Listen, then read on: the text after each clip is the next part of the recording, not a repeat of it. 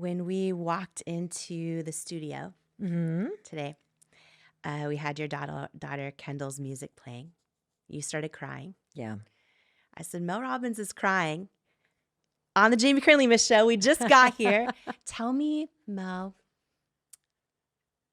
about your family, about your kids, about your husband, Chris, and the importance of that in your life. We were talking about, you and I talking about time last night and what we'll trade time for and what we really want to do most. And I just have to share. I actually took a photo. I'm going to share it with you. I took a photo of the moment that you saw your daughter's song being released and her posting about it. Can you talk about that moment and just what your family means to you?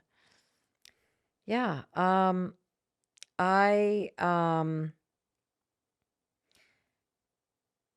trying to describe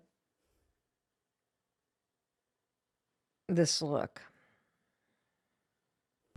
I'm just really proud of what I see in this moment is not pride as a mom. I see so much recognition of how much our daughter, Kendall in particular, had to push through to release that song and to go for this dream. And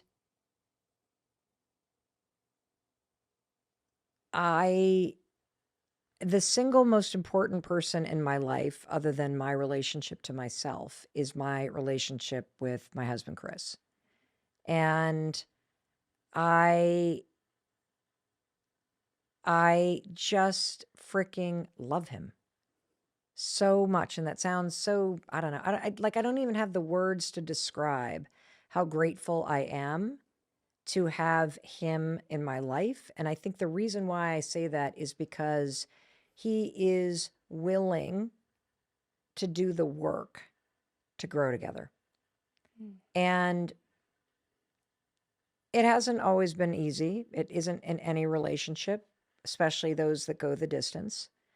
And we have been working so hard in therapy to really, truly understand each other, to understand the things that we haven't talked about in terms of how our childhoods have affected us and how it affects the way that we show up in the marriage.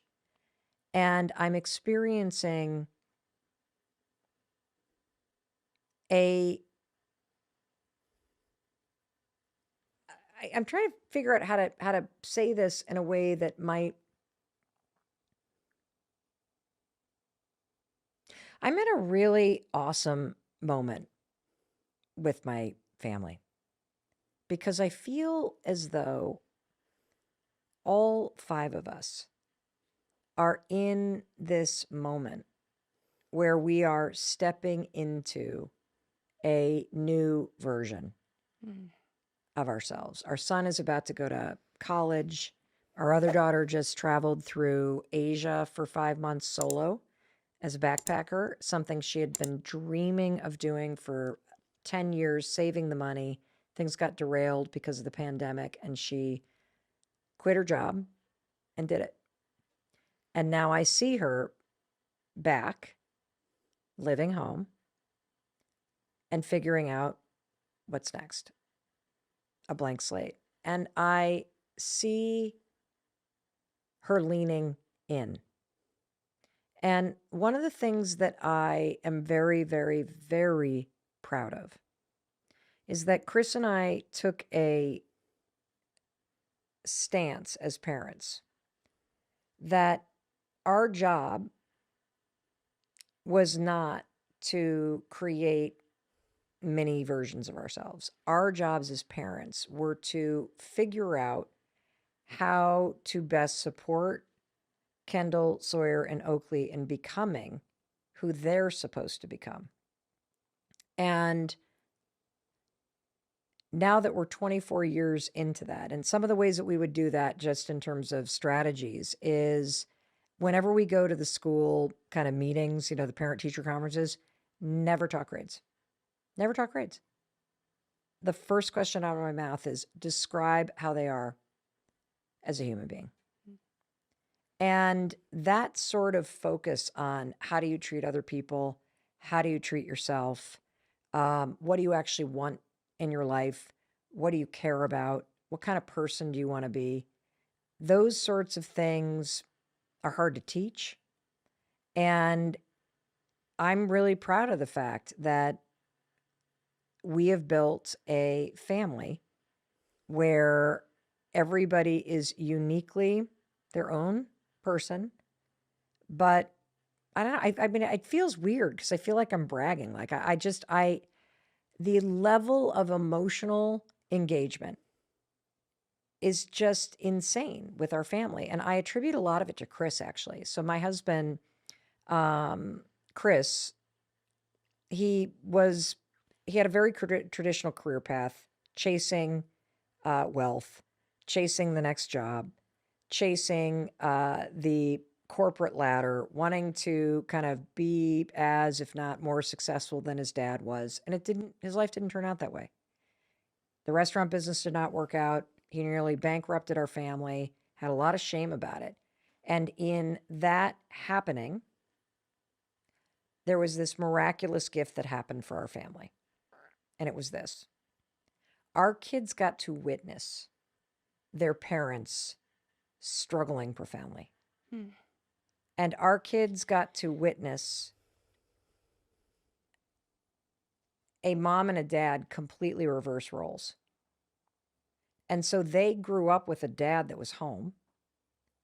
And the truth is, Chris is a deeply spiritual and caring and grounded human being. He's a meditation instructor. He leads men's retreats called Soul Degree. He is a death doula and does counseling at end of life. And he is about to finish his master's in transpersonal psychology so that he can do integration work with people who are doing the really exciting new psychedelic healing modalities with therapeutic guidance. And so he's a very grounded, amazing, just centered human being. And that is evident in all three of our children because he was the one who was home while I was off racing around like an anxiety-ridden lunatic trying to make as much money as possible so that I could get us out of debt. And so I feel very grateful for everything that has happened in our lives, good and bad. Because I'm finally at a point, Jamie, where I feel like we're through the crisis of the last 20 years. And that the most important thing to me is not missing out on any more of it and being able to be home more. And I think the thing that scares me the most is that our lives go by in just the blink of an eye. And we take for granted the time that we have. And there's this really scary study called the American Time Study that shows that from the moment that your kids turn 18, there is a massive drop, like it falls off a cliff in terms of how often you see them. And then by the time they reach 21, it flatlines and it stays the same for the rest of your life. And from the age of 20 to 60, the people that you see most day to day are the people you work with, not your family, not your partner. And by the time you turn 40, the amount of time that you're going to be spending alone with yourself increases every single year. And so I am acutely aware of the amount of time that is passing by. And I sometimes torture myself about it. But I really want to spend as much time with our adult kids as I possibly can. I love them and my husband more than anybody on the planet. And I'm working very hard to keep the phone off me and to be truly present when I am with them. I remember your face yesterday when you had just gotten off the phone with Chris and you just like had this huge smile on your face and you seemed a little emotional. And I asked like what was going on. And you had said, you kind of hinted around things are so good that you like don't even want to say that out loud. Right. I'm it's been a really shitty 3 years. Like, we've gone through a lot of change as a family, and Chris and I have been going through a ton of therapy to try to figure out this new phase of life together and to work through a bunch of stuff that went down as the restaurant business was failing and as we were both spiraling. And it's interesting because I don't know a single couple that's been married for a long time that hasn't had that like horrific period in their marriage. And I think what you do in those moments is everything. Because if you're willing to turn toward this person and you're willing to stop complaining about where you're at and remind yourself of the actual heart of the person that you're with, and if they're willing to turn into your relationship in terms of the relationship that results from facing the worst parts of it. So, like, I think about a marriage as 3 people. It's you, it's your partner, and the marriage is the third person. And if you look at the marriage with open eyes, or the relationship that you're in with open eyes, and again, got to have a partner that's willing to do this, and you're willing to confront the worst about the third person in the room, which is the marriage. The marriage that results from taking responsibility for what doesn't work based on where you are now as individuals and doing the work to confront the worst parts of your marriage and learn how to show up differently so that that third party, the marriage itself, can grow. You will be just blown away by the level of intimacy and connection that you can create. It's easier to be pissed off at somebody. It's easier to think you know somebody. It's easier to blame it on them and to get stuck in these patterns. But boy, oh boy, I want you to consider you have no clue who you are, and you have no clue who you're married to, and you have no clue what's possible when you're willing to face what's not working. Do you feel like you love and see Chris for exactly who he is? I don't know. Because I think it is, I think it's arrogant to think you know somebody.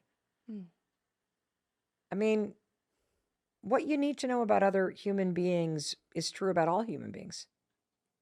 That we all just want to be seen and we want to feel appreciated for the things that we're doing. And we want to feel loved for who we are, not judged for who we are. And presuming that I know him doesn't give him the space to really grow. Like, I know he has a kind heart. And I know that he is a thinker. And I know that he does acts of service. And I know that he is a very spiritual and kind man. But do I really know what he's thinking? No. I know what he's thinking right now. because he wrote a letter for you. Oh, God. He actually wrote a letter for you, Mel, sharing what he's thinking and how he's feeling right now. Oh, my God. And I want to share it with you and ask if you would be okay reading it. Sure. Oh, I'm not going to get through this. Mel, despite your quick trip away, I wanted you to know that I really miss you.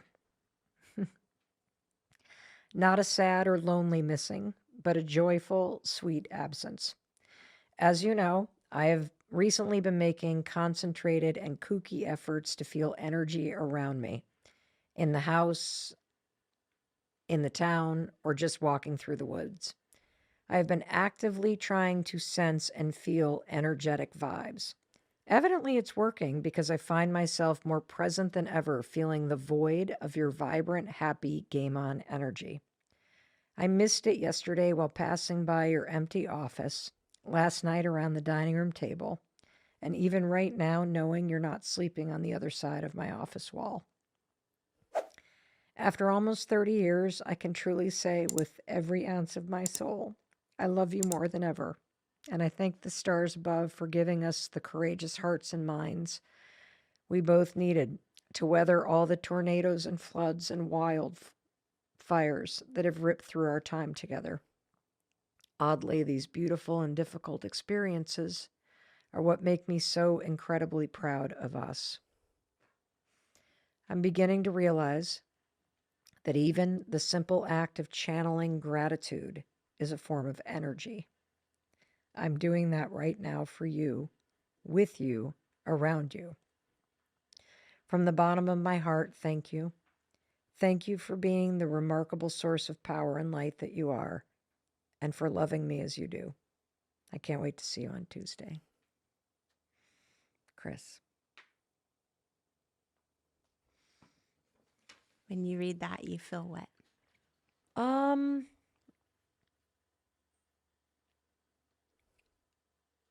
I feel, he talked about energy. And Chris is a very methodical and quiet and introverted person. And he has been trying to bring online more kind of a like a emoting and like the kind of like he talked about it, this energetic vibe. And I raise that because what I'm present to is going to sound really kooky and weird. But there is the physical life and relationship that you have. There's the intellectual life and relationship that you have. And then there's this entirely different dimension to life, this quantum nature of things. And I guess that's why it's hard for me to describe where I am with Chris and with my kids, because I feel that we are bound at this fifth dimension, this quantum realm, where from a soul to soul level, I feel that invisible thread that is very real, that connects me to the people in my family and to Chris in particular. And so I'm very present to that right now. Like if you look on your Find Me and you've got your family, I feel like sitting in this chair, there is this energetic field that we are all connected to. It's like transcendent. Mm-hmm. Mel Robbins. Go ahead. And you can't do that if you're constantly wishing they would change. And you can't do that if you're constantly griping about who they are.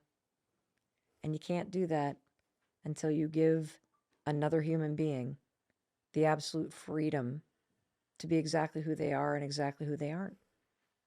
Mel Robbins is the host of one of the top-ranked podcasts in the world. Her books on finding motivation and success have sold millions of copies. One of the most trusted experts in the world on confidence. And she's written 3 best-selling books. New York Times best-selling author and host of the Mel Robbins podcast. Life coach and motivational speaker. A friend who we are so proud of all you have built and done, Mel.